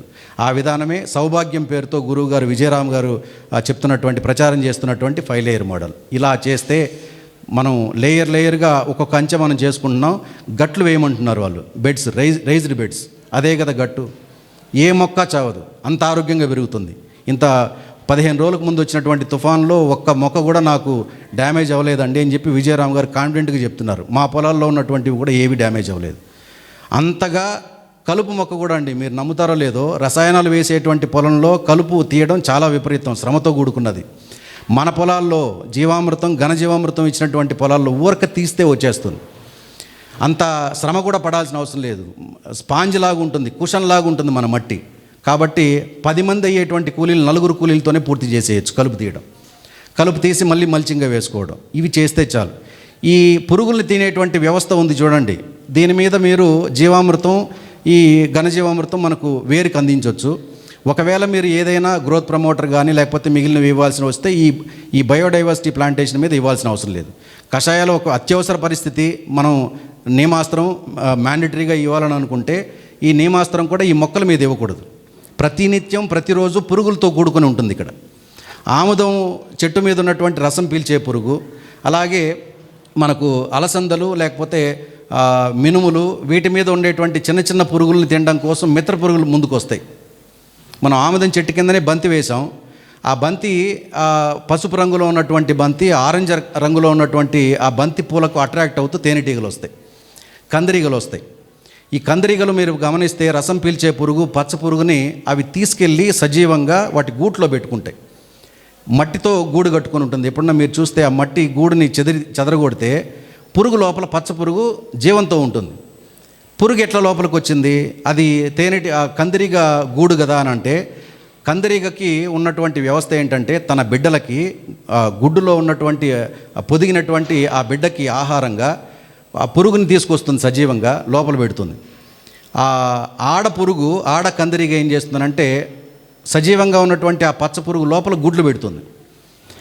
24 గంటల నుంచి 48 గంటల్లోనే గుడ్డు పొదుగుతుంది.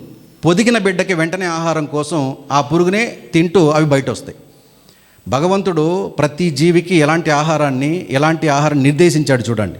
మనమేమో పురుగు అది పంటను పాడు చేసేదని చెప్పని అంటాం. నిజానికి మనిషి తినేటువంటి ఆహారాన్ని ఏ పురుగు ఆశించదు, అసలు అవసరమే లేదు. ఒక్కొక్క జీవికి ఒక్కొక్క ఆహారాన్ని ఇచ్చాడు, పురుగులకు కూడా ఆహారాన్ని ఇచ్చాడు. మన పంటను డ్యామేజ్ చేసేటువంటి పురుగు ఒకటి వస్తే ఆ పురుగును తినడానికి 10 రకాల పురుగులు వస్తాయి. వీటిని పరిశీలించడానికి మీరు ఉదయం పూట 10 లోపు మీరు ఉదయం పూట మీ పొలంలోకి వెళ్తే కావలసినటువంటి తేనెటీగలు, కందిరీగలు, తూనీగలు, తుమ్మెదలు, ఇవన్నీ మిత్ర పురుగులు. మన వాళ్ళు రసాయన వ్యవసాయం చేస్తూ ఫస్ట్ స్ప్రే చేస్తే చనిపోయేటువంటిది ఏంటంటే ఇవే. రసం పీల్చే పురుగేమో ఆకుకు వెనక్కి వెళ్ళిపోతుంది, కాండం తొలిచే పురుగేమో కాండం లోపలికి వెళ్తోంది, వేరు తొలిచే పురుగేమో లోపల ఉంటుంది. మనం వేసేటువంటి రసాయనాలు అవి ఎక్కడ చేస్తాయి? చనిపోవు. కాబట్టి అది విజ్ఞానమా లేకపోతే వాళ్ళకు ఉన్నటువంటి అజ్ఞానమా మనకొద్దు. మనం కాస్త ఆలోచనతోనే చేద్దాం కాక. మానవీయ కోణంతో ఏ పురుగుని చంపకుండా చేస్తే, నేను ఇప్పుడు 8 సంవత్సరాల నుంచి నాకు ఇంటికి కావాల్సిన ప్రతి కూరగాయలు ఇలాగే పండించుకుంటున్నాను. అవి మీరు తీగజాతివన్నీ కూడా మీరు ఏం చేయొచ్చానంటే ఈ బయోడైవర్సిటీ ఒక 6 లేయర్లు 7 లేయర్లు అని చెప్పాను కదా. మొట్టమొదటి వరుస మొత్తం మీరు తీగజాతి వేసుకోవచ్చు. ఇక్కడ ఈ పంటలో మీకు ఈ ఫ్రూట్ ఫ్లై గురించి అనుమానం వస్తుంది. ఫ్రూట్ ఫ్లైని తరిమి తరిమి కొడతాయి తూనీగలు ఎంత ఉన్నాయి చూడండి, కందిరీగలు ఎంత ఉన్నాయి చూడండి. మన పొలంలోకి ఫ్రూట్ ఫ్లై వస్తే వీటిని రానియవు, అంతగా మన పంటని కాపాడుతూ ఉంటుంది. ఇవన్నీ కూడా ఈ మొక్కలన్నింటినీ సూసైడ్ ప్లాంట్స్ అంటారు మొసనోబో ఫోకోవో గారు. అలాగే పంటను కాపాడేటువంటి బార్డర్ సెక్యూరిటీ ఫోర్స్ ఈ పురుగులన్నీ కూడా అని అంటాడు. మరి వాటిని తెలుసుకుంటూ మనం చేయాల్సినటువంటి వ్యవసాయ విధానాలు, మెరుగైనటువంటి వ్యవసాయ విధానాలు, మనకు శ్రమ తక్కువ, అబ్జర్వేషన్ ఎక్కువ ఉండాలి, మనకు పని తక్కువ ఉండాలి, పంట సులభంగా రావాలి. ఇలాంటి విధానాలను మనం పాటిస్తే ఎందుకు మనం ఒక రైతుగా ఎందుకు మనం విఫలమవుతాం, ఎందుకు మనం సక్సెస్ కాలేము, 10 మందికి ఎందుకు మనం ఆదర్శంగా నిలవలేము. నేను ఈ కృషి విజ్ఞాన కేంద్రం సైంటిస్టులు వస్తే ఇన్ని రకాలు చెప్తూ ఉంటే వాళ్ళు తెలియని సబ్జెక్ట్, వాళ్ళకి న్యాచురల్ ఫార్మింగ్ తెలియదు, దేశీయ విత్తనం మీద వాళ్ళకి అవగాహన లేదు. వాళ్ళు అన్నీ తీసుకొని ఈసారి మీకు జీనోమ్ అవార్డుకి మేము రెఫర్ చేస్తామండి అని చెప్పన్నారు. రాష్ట్రపతి చేతుల మీదుగా జీనోమ్ అవార్డు వస్తుంది అని చెప్పని. మనం చేసేది ఈ అవార్డు కోసం కాదు, కాకపోతే పని చేసుకుంటూ వెళ్ళిపోతాం. ఇవన్నీ మన ప్రయాణంలో భాగం అవుతాయి. నేను ఇందాక చెప్పాను చూడండి, ఇక్కడ ఉన్నటువంటి వక్తల్లోకి చిన్న వయసుకుని నేనే, అనుభవం తక్కువ ఉన్నటువంటిది నేనే. కాకపోతే నా దగ్గర జరుగుతున్నటువంటి పనిని అబ్జర్వ్ చేసి రాజ్యవర్ధన్ రెడ్డి గారు, అయ్యా మీరు రావాలి, మీరు మీ అనుభవం, మీకున్నటువంటి జ్ఞానం మా రైతులకు అవసరం అని. మనం అనుభవం గడిస్తూనే ఉంటాం పని చేయడం వల్ల, అనుభవంలోకి వస్తూనే ఉంటాయి అనేక విషయాలు పని చేయడం వల్ల. పని ఒక్కటి మాత్రమే నమ్మి చేయండి. వ్యవసాయంలో కర్మ సిద్ధాంతం ఒకటి, మన భారతీయ మూలాల్లోకి వెళ్తే కర్మ సిద్ధాంతాన్ని నమ్మి చేసేటువంటిది వ్యవసాయం. కాబట్టి వ్యవసాయం నుంచే అన్ని రకాల పండగలు, కల్చర్లు, అన్ని రకాల అలవాట్లు వచ్చాయి. కాబట్టి ఆ మూలాన్ని మనం పట్టుకుంటే వ్యవసాయం కష్టమే కాదు, ఎగతాళి చేస్తున్నటువంటి వాళ్ళకి చేతులెత్తి దండం పెట్టేటువంటి రోజు మనకు వస్తుంది. కాబట్టి ఉత్తమ వ్యవసాయ విధానం పాలేకర్ కృషి, అత్యున్నతమైనటువంటి వ్యవసాయ విధానం. దీన్ని నేను బియాండ్ ఫార్మింగ్ అంటాను. వ్యవసాయం అనేటువంటి చిన్న మాట సరిపోదు. పాలేకర్ గారి కృషి 45 సంవత్సరాల కృషి ఫలితం అయింది. మనం మొక్కతో మాట్లాడచ్చు, పురుగుతో మాట్లాడచ్చు, విత్తనంతో మాట్లాడచ్చు. అవన్నీ మనకు సమాధానం చెప్తాయి, మనతో మాట్లాడతాయి. అలాంటి బియాండ్ ఫార్మింగ్ పాలేకర్ కృషి. ఆవుతో మాట్లాడచ్చు, ఆవు గోమయం, గోపంచతంలో ఉన్నటువంటి బ్యాక్టీరియాతో మాట్లాడచ్చు. సాధ్యమా? సాధ్యం. అంతటి భావోద్వేగంతో కూడుకున్నటువంటి వ్యవసాయం పాలేకర్ గారి కృషి. ఒకే ఒక వ్యక్తి దేశం మొత్తం విన్నా వినకపోయినా సార్ చెప్తూ ఉంటాడు, పదే చెప్పిందే చెప్తూ ఉంటాడు, విసుక్కుంటారని కూడా ఆలోచన చేయడు. మనకు దావోస్లో ఆంధ్రప్రదేశ్ ముఖ్యమంత్రి నారా చంద్రబాబు నాయుడు గారు చెప్పి ఒక మాట అన్నాడు, క్లైమేట్ చేంజ్ మీద సుభాష్ పాలేకర్ గారు మాట్లాడుతున్నారండి అని. క్లైమేట్ చేంజ్ మీద ఆ విభాగానికి సంబంధించిన సైంటిస్టులు మాట్లాడాలి. పాలేకర్ గారికి ఏం సంబంధం? ఆయన వ్యవసాయం చేస్తున్నాడు. మనం చేసేటువంటి రసాయన వ్యవసాయం, మనం చేసేటువంటి ఆర్గానిక్ ఫార్మింగ్ క్లైమేట్ చేంజ్కి కారణమవుతోంది. ఓజోన్ పొర పాడవుతోంది. మనం రకరకాల ఆవు పేడ మనం దిబ్బగా పోగు చేయడం కూడా తప్పు అంటాడు ఆయన. అందువల్ల వచ్చేటువంటి గ్రీన్ హౌస్ గ్యాసెస్ కూడా ఓజోన్ లేయర్ పాడవుతోంది. ఏ రోజు పేడ ఆ రోజే మీరు వాడేసేయండి, జీవామృతంగా వాడండి లేదా ఘనజీవామృతం తయారు చేసుకోండి అని అంటాడు. ఎవరు చెప్తారు చెప్పండి? యుఎన్ఓలో ప్రసంగాలు, ఆయన ప్రసంగాలు యుఎన్ఓలో ఐక్యరాజ్య సమితి దేశాలు ఎదురు చూస్తున్నాయి ఆయన ప్రసంగాల కోసం. ముంబైలో 600 మంది డాక్టర్లు, అందులో క్యాన్సర్ స్పెషలిస్టులకి ఆయన క్లాసులు చెప్తున్నాడు. ఇప్పుడు ముఖ్యమంత్రులకి ఆయన అపాయింట్మెంట్ కోరితే ఆయన గంట నేను ఇవ్వనండి అని అంటున్నాడు. ఒక రోజు మొత్తం ఇవ్వాలి. ఒక రోజు మొత్తం ఇచ్చి మీ దగ్గర ఉన్నటువంటి ఈ ఐఏఎస్ ఆఫీసర్లకి నాకు సమయం కేటాయిస్తే నేను ఈ క్లైమేట్ చేంజ్ మీద మాట్లాడతాను, తర్వాతే వ్యవసాయం గురించి మాట్లాడతాను అంటున్నాడు. కాబట్టి క్లైమేట్ చేంజ్కి అతిపెద్ద సవాలు మన వ్యవసాయానికి. దాన్ని మనం మన వ్యవసాయంలోనే ఆ పరిష్కారాన్ని మనం తీసుకురావచ్చు. కాబట్టి అందరం, ఇది పెద్ద ఉద్యమంలో అందరం కలిసి భాగస్వాములు కావాలి. వ్యవసాయం పొలంలో ఎవరికి వాళ్ళు విడివిడిగా చేసుకుందాం. ఉద్యమం అన్నప్పుడు ఈ ఉద్యమానికి ఏమాత్రం ఇబ్బందులు కలగకుండా దీన్ని తీసుకువెళ్ళగలిగితే భవిష్యత్తు తరాలు కనీసం కొంతైనా ఆరోగ్యాన్ని మనం కాపాడినటువంటి వాళ్ళం అవుతాం. ఇంతే, ఇంక వేరే తపనేం లేదు. నేను మా ఇంట్లో ఉన్నటువంటి పిల్లల గురించి, మా ఇంట్లో అమ్మా నాన్నల గురించి, వయసైన వారి గురించి, ఈ ఇద్దరి గురించే నా తపనంతా. మనం ఎలాగో ఉంటాం, ఏ కలుషిత గాలిని పీల్చినైనా సరే, ఇప్పుడు మనం బయట వచ్చాం, ఏ ఫుడ్ తీసుకొనైనా సరే కొన్నాళ్ళైనా ఆరోగ్యంగా ఉంటాం. పూర్తిగా డిపెండెంట్స్ వాళ్ళు, పసిబిడ్డలు అలాగే వయోవృద్ధులు. మనం తింటున్నటువంటి విషం వాళ్ళకు పెడితే అది మహాపాపం అవుతుంది. మంచి ఆరోగ్యాన్ని ఇచ్చేటువంటి పంటల్ని మనం పండించుకుందాం, మన పంటల్ని వాళ్ళకు అందిద్దాం.